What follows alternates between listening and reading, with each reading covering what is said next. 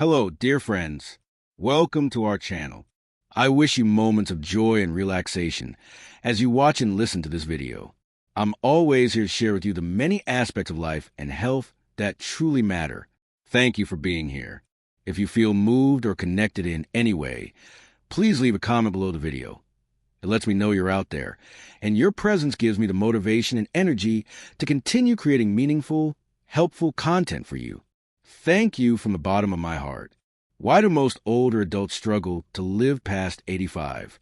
The unexpected reasons that quietly shorten life. My dear friend, today may I gently ask you something? Have you ever thought about how long you might live?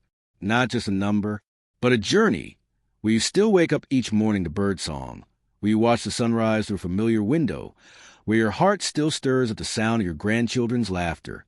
As a doctor who's been blessed to accompany many older patients over the decades, I've always found myself pondering the same question. Why do some people live well into their 90s, still sharp, joyful, and full of life, while others begin to fade soon after turning 80, their health declining rapidly, sometimes without enough time to even say goodbye? Often it's not luck, and it's not always a serious illness either. Sometimes it's the little things, the unnoticed habits, the quiet thoughts, the everyday choices we don't think twice about. And that's why today, I want to gently invite you into a heartfelt conversation. Why do most older adults struggle to live past 85? And what are the 5 seemingly harmless reasons that quietly steal away our precious time? If there's still a part of you that loves life, loves your family, loves waking up to sunlight, then please stay with me just a few more minutes.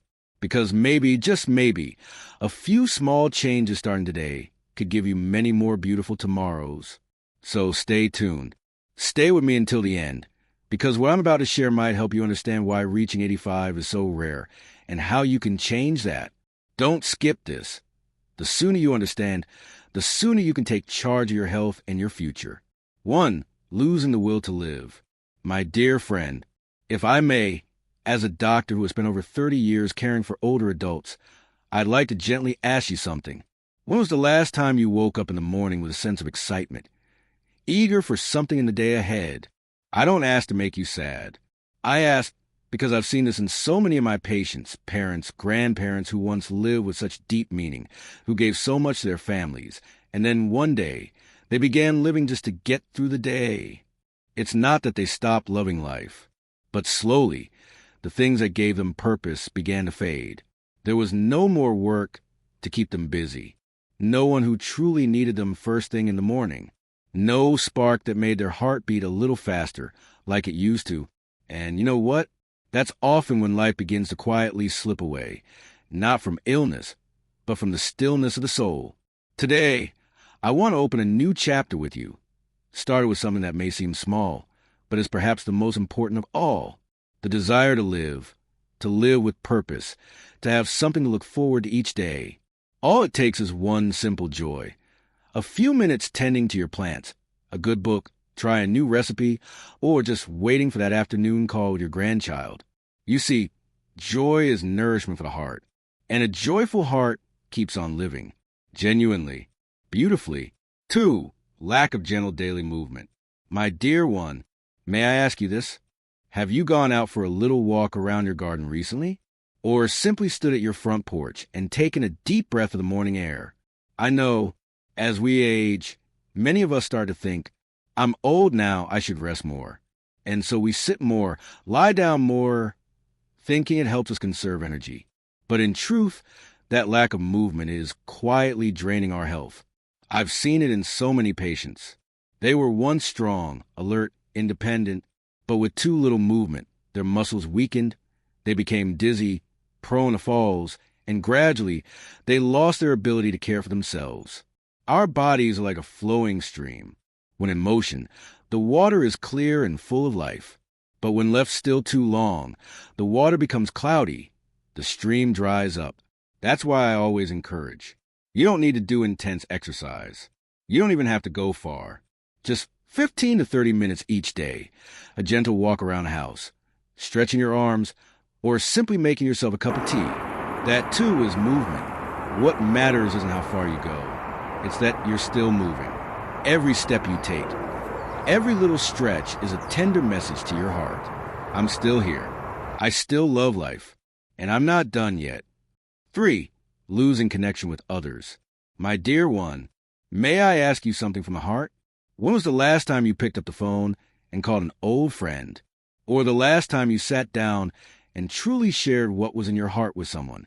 I've seen many patients whose physical health wasn't all that bad, yet somehow they just kept getting weaker, like a candle slowly running out of wax.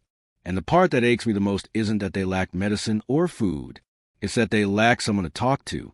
There's something science has long confirmed. Loneliness can shorten life faster than illness.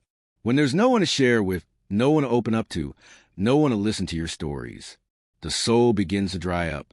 And when the soul is weary, the body loses its reason to keep going. But you know what? The solution is gentler than we might think. A simple phone call to an old friend, a coffee invitation to your neighbor, even just a warm smile or a kind word to someone at the park. These small connections, they're not small at all. They are the medicine the heart quietly longs for. Love, friendship, and connection. No one grows old without needing them. And every time you open your heart, you're opening the door to a longer life, to more joy, and to one more beautiful reason to wake up tomorrow. If you're still with me and find this message helpful, leave a comment with the number 5, so I know you're here. And if you haven't subscribed to the channel yet, I warmly encourage you to hit that subscribe button and turn on notifications so you won't miss any of our upcoming videos. Your support helps us continue creating meaningful content to inform, inspire, and walk this journey with you. 4.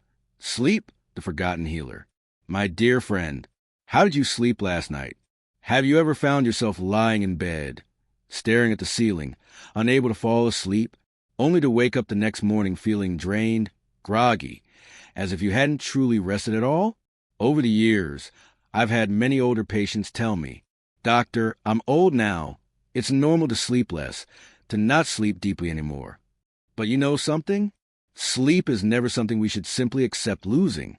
When we're young, a sleepless night may leave us tired for a day.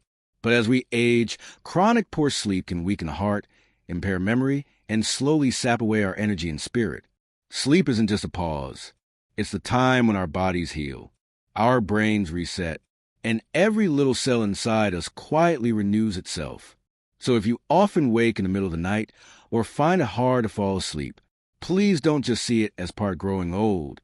Instead, try offering your body small, gentle changes. Turn off the TV and phone an hour before bedtime. Sip a warm glass of water. Meditate for a few quiet minutes. Breathe deeply and listen to soft, calming music. Just these simple steps. They're a precious gift you can give yourself each night. Good sleep is a faithful friend of long life. So be kind to yourself. Let the night cradle you in peace, so you can wake up tomorrow with a light heart and a spirit full of life. 5. Skipping regular health checkups. My dear friend, when was the last time you had a full health checkup? Has it been a while? Simply because you still feel fine, still eat well, sleep well, and move around just as usual? I understand that feeling. Many older patients only come to see me when they're truly exhausted, when their bodies start speaking up. But often, by the time we feel something is wrong, the illness has already been quietly progressing for quite some time. High blood pressure, diabetes, osteoporosis, dementia, these are common as we age. But the scary part is, they often don't cause pain or fatigue in the beginning. They quietly wear down the body, like a hidden water leak that, over time, can rot the foundation of a house if left unnoticed. That's why I always remind my patients, even when you feel well, go for a checkup every 6 to 12 months. A simple blood test, a blood pressure reading, an ultrasound of your heart. They can detect issues early and help you take action while there's still time, so you can live healthier, happier, and longer. You deserve proper care, not just when illness shows up, but to prevent it from arriving at all. Because growing older shouldn't be about waiting for something to go wrong. It should be about cherishing each day with love, with awareness, and with gentle attention to yourself.